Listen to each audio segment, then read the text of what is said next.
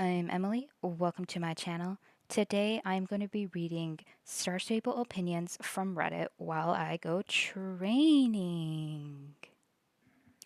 Alright, so the first one is I wish the Soul Riders had personalities. Considering they are magical girls with horses, would expect something from in game dialogue, but no. The books at least showed some moment there and there. I am going to have to agree with this one. I think this is a very valid opinion. I think it's a very valid thought and statement. Uh, the the Soul Riders, they all seem kind of bland. I feel like having NPCs with really well developed personalities really helps enrich the story. Unfortunately, though, the Soul Riders, we get, oh no, all right, where was I? Oh my goodness. Oh my goodness. Well, at least I got the checkpoint. Anyways, the Soul Riders, all we get is kind of like the cliche that they are. Alex is the girl who has an annoying little brother. Lisa's the music lover. What are the other two names? Linda, I think is one, right? She's the she's like the nerdy one, and then I forget what is. Oh my goodness. Oh my goodness. I can't talk and race at the same time. Anyways, I'm totally blanking out on the third girl's name. She's the one with Concord. All we get is that she was the pretty girl who went to Pandora, and then when she came back, she didn't really care about her looks no more. I'm gonna call her Regina Georgia because she looks a lot like Regina. I'm also gonna add on to that. I kind of wish like we could add like personality traits to our little characters, kind of like in The Sims where you can like pick traits and if they like a color. I think that'd be really cool. Plus, it kind of help other players kind of learn something about us. Like when they go into inspect, they kind of learn, oh, okay, so this person's got this many untrained horses, but they also really like the color pink, or they really like the food pizza. Now, I will say, I don't think our characters having traits would enrich the story like how the Soul Riders' personalities would, but I will say, I think it'd be really fun and it'd really help the player be more attached to their character. I don't know. I just also think it'd be really cool to kind of learn when I go in to inspect someone, because let's be honest, I do that a lot. I just think it'd be really cool to know that, oh, this person, she really likes the color red, or her zodiac sign is Aquarius. But yes, I do agree. I do think the Soul Riders having more personality would really help the game's story. And I think it'd be really cool if even our characters could have little. Oh, hello. Anyways, I do think our characters having like little traits would be really fun. All right, so the next one is I love that they're changing the areas and I can't wait for the updated harvest counties. Again, I'm going to have to agree with this one. I don't understand why there it's so weird. So I've been playing the game since 2013, like November of 2013, and I just remember throughout playing the game it was always like, "Oh, Star Stable should have updated graphics or updated horse models." And now it's like, "Oh, I wish I miss the old graphics and I miss the old horse models." It's so weird. Like it's it's live action of can't always get what you want. I will say, I don't think a lot of people understand though. Star Stable, it's an old game and it's having a really hard time attracting new players or even old players at that. And so, with that, in order to attract or keep people to keep playing the game, they gotta keep up with their competition. And one of those things is obviously the graphics and horse models. I will say I do wish that maybe Star Stable could have like an option in like the settings under like the creativity or graphics where you could maybe turn on the old or the new like scenery. So like maybe this would be like that weird like yellowish green dead looking grass. And then obviously the other side of that setting would be these new graphics. I think that would be kind of like a good like mediating spot. And then I also think it'd be kind of cool if like on Star Stable's birthday, like for the week of their birthday, they brought out the old horse models. I think that would be kind of neat because it'd be kind of like, I don't know, like celebrating how far they've come and even giving those who joined the game later would even also have like the chance to experience what, oh my goodness, no, I did not just do that. Everything just keeps stopping me. Anyways, I do think it'd be kind of neat if, like, for Star Stable's birthday, they would release like the horses, the old horse models for like the week or so, and having like an option to have like the old graphics. I feel like that'd be the graphics idea. I think that'd be the best to maybe have people stop complaining about the new graphics. I'm not gonna lie, that's I feel like whenever I play Star Stable or like go on social media about Star Stable, the old and new graphics, the complaining about the old and the new graphics. Oh my goodness. Oh my goodness. Oh my goodness. Oh my goodness. Oh well. Anyways, I feel like just like everywhere I go on like social media, if I open up anything related to Star Stable, I'm at least hearing how they hate the new graphics and they wish the old ones would be back. And then I'm also hearing how people, oh, that was terrible. Oh my goodness, I'm looking like I'm the worst racer ever when in reality is I can't think and race at the same time. Anyways, I just think it'd be like a neat in between. But back to the opinion, I also love the fact that we're getting like a revamp on the game's graphics and getting new horse models. And then I'm also really excited to see what they do with the Harvest Counties. Granted, I'm a big Harvest Counties fan. My home stable is in New Hillcrest, so I am most definitely a little bit biased. But at the same time, like I said, I think the idea of having like the options in the settings to have the new or old graphics would be neat. And again, oh, there I go, fine. Have the ability or have the chance to buy old horse models during Star Stable's birthday week would be a really neat idea. I feel like at the end of the day, something like that might help with the complaining about the old and new graphics, but let's be honest, everyone's just going to keep complaining no matter what. All right, so the third opinion is making it mandatory to have a specific breed and coat color for a horse club is dumb. I'm gonna have to kind of half agree. I think I can understand like the idea of having like a club horse because if you're like a dressage club, you want to have a horse that's breeds discipline is in like dressage, or like if you're someone who's in a cross country club or like a racing club, you know, that kind of idea. But I will agree. I think like having a specific coat color is kind of dumb and it's a big waste of star coins. And let's be honest, the amount of clubs I've been in is crazy. And it's because like they've either disbanded the club or like they were just like toxic. Like I remember I was in this one club. You had to have a black Lippenzinner. Was it Lippenzinner? Anyways, it was like a specific horse and it was the black coat. I'm gonna be honest, I was oh my god. Anyways, I'm gonna be honest, I'm not the biggest fan of black coat horses. I know, sue me. I'm more of a red. Oh, there I go. I'm more of a red and beige, brown coat color horses.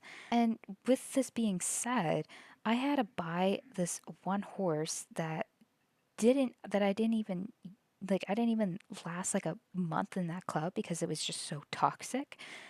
I'm not even joking. We get on Discord and the leader, she would just like keep talking about like how she's going to disband the club or if there was like a meeting, she's like, "Oh my goodness, Emily, you got to be on the game more often. Like I don't have a life." Like, "Ma'am, the reason I'm not on Star Stable is because I'm busy touching grass or, you know, doing cheer practice." Figure skating practice, you know, extracurriculars. Somehow that club is still going from the last time I checked, which is surprising. I'm not going to say the name of the club just because I don't want to send hate towards their way, but it was a very toxic club. And the fact that I had to get not just a specific horse breed, but a specific coat. Oh my goodness. It wasn't just one horse. It was like, you had to get like two horses. It was like a Trekkier. I'm totally butchering the breed name. And then it was like, I do think, actually, I think it was the Lippenzen. No, not the Lippenzenner. I'm gonna put the picture. I'm gonna put the name of the breed on the screen because I am totally blanking out. But yeah, I think it is super dumb to have like a coat color, specific coat color. It's one thing to have ask or to ask for to have like a certain horse breed, but a coat color that's ridiculous in my opinion. That's just so much waste of star coins for someone. Like $900 or 900 star coins. That's like the equivalent to like 30 USD? That's a lot of money, y'all. Especially if you're someone who was like me at the time who wasn't even old enough to have a job and your parents didn't give a lot. Like my parents didn't buy me star coins. If I wanted them, I had to get them myself and I was too young for a job. So I had to wait like 9 weeks to get the horse.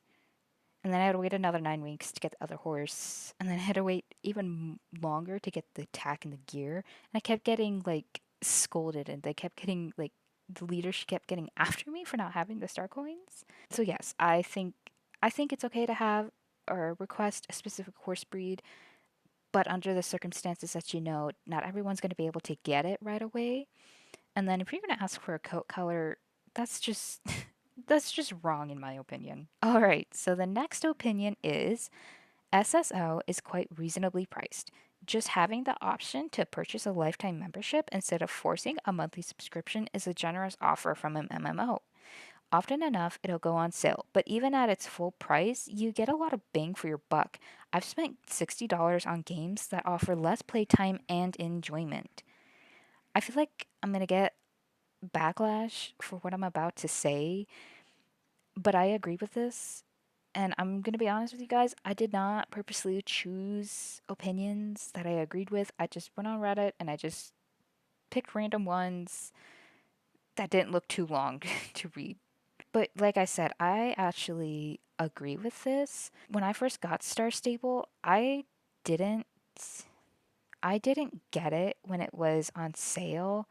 But I did get it like when it was like having like a special offer of like I think it was like 4,000 star coins when you get it. But I've also played like games like Animal Jam where it was like $7 for a month. I don't know if it went down, but I think at the time it was $7 a month.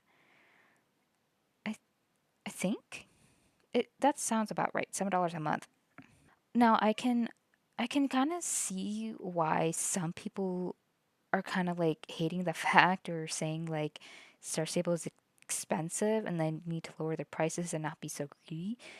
Because the thing about Star Stable is they release new horses and they have event on top of event on top of event, I feel, where it makes you want to or have to like spend star coins to feel like you get the full experience.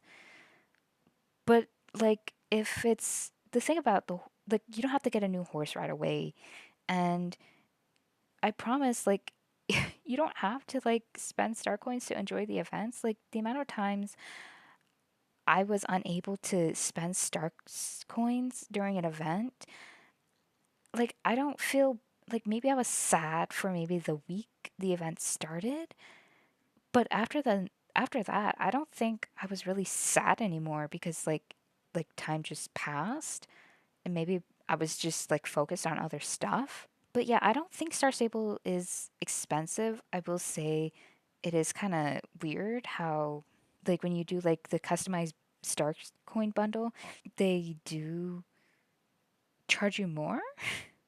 But like, I'm gonna agree. I don't think Star Stable is that expensive. Like I said, you don't have to buy Star Coins every week, like you see some Star Stable influencers do. Like you don't have to do that, I promise. But I think like a lot of people that say Star Stable is expensive though is or the reason why you hear so much talk about Starstable being so expensive is because a lot of the people that are saying such are a lot of the people that do spend money getting star coins, ooh, ooh, every other week, maybe every 2 weeks. Like, now, granted, maybe I just, when I was growing up or playing the game, like I said, I've been playing this game since 2013. So I was like 7, maybe 8 at the time. And my family didn't just have the ability to just buy me star coins all the time. I had to grow up learning that, like, okay, well, if I want this horse or like X, Y, and Z, I'm gonna have to wait and save up my star coins. Or like, hand out the money myself, like find a way to get the money to buy the star coins. So maybe that's just me. I just learned that you don't always have to buy the star coins, and so therefore you spend less money on the game. But anyways, I do agree. I don't think Star Stable is expensive. I think it can be expensive if you're constantly forking out money. Alrighty, so this next one is I don't like that you can buy horses like the Icelandic one at a fewer level. I mean like that they were available in Fort Pinta and Moreland. It's kinda dumb. I really love the restriction back in the day, eagerly questing so I can unlock Epona and buy the Icelandic horse. Same goes for the Fjord Horse and the Hidden Valley of the Dinosaur. I also don't really like that they removed the cold resistance thingy in the Dino Valley. But again, it is kind of cool. I don't know. I think I kind of agree with this one. I don't just kind of I do. But I just feel like when you give like really like horses like the fjord or like the Icelandic at like a place like Moreland or Fort Pinta, and or like having like making it so you don't have to be like a certain level to get the horse. I feel like that kind of like ruins the value or kind of gets rid of like the shine or the excitement of getting that horse, because I remember like when you unlocked Epona, because it was such hard work and you had to grind to like get the reputation from the hermit just to unlock Epona. It felt more special because you worked so hard to get it. And you didn't just work so hard to get Epona, you worked so hard to get those specialty horses that you can only get in those areas. I guess I can kind of see like Star Sable's point of view though. Like, if you make it easier to get these horses or unlock these areas, players are more inclined to wanting to play the game because it's not as like mind grueling.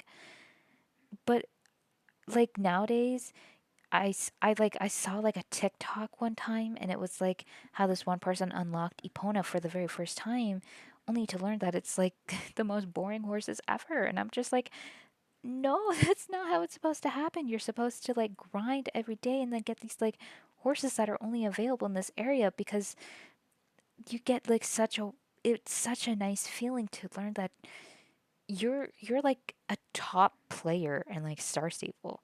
Like you earned the ability to get these horses and to go into those areas. So I will agree. I think just having it these horses that are meant to be hard to get now all of a sudden really easy to get, it just ruins like the finesse of them, or I should say like part of the finesse of these horses. But I could just be saying that because like I said again for the 100th time, I'm an old player. I just feel like it was like so much more of a special moment to get these horses after just working really hard to get them. Granted, this could be different from newer players.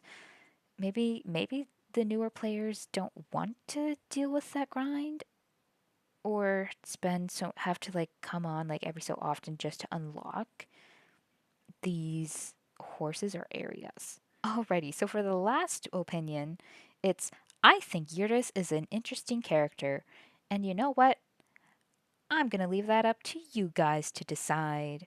I think Eurydice is the type of personality we need from the Soul Riders. Not in the sense that they're crazy like him, but Eurydice, he has so much depth to him that he's just like a fun character to learn about. Like, I would love like more stories about Eurydice because he's literally from Pandora. He's not normal. And I don't mean that in like a rude way, but like he's like an onion. He's got many layers, and we don't know that much about him. It'd be nice. And you know what? Maybe that's why I like Yurtis, is because he is that onion. Unlike the Soul Riders, he's got stuff about him that we have yet to learn about. And honestly, I think he's a funny character. But hey, that's just my personal opinion.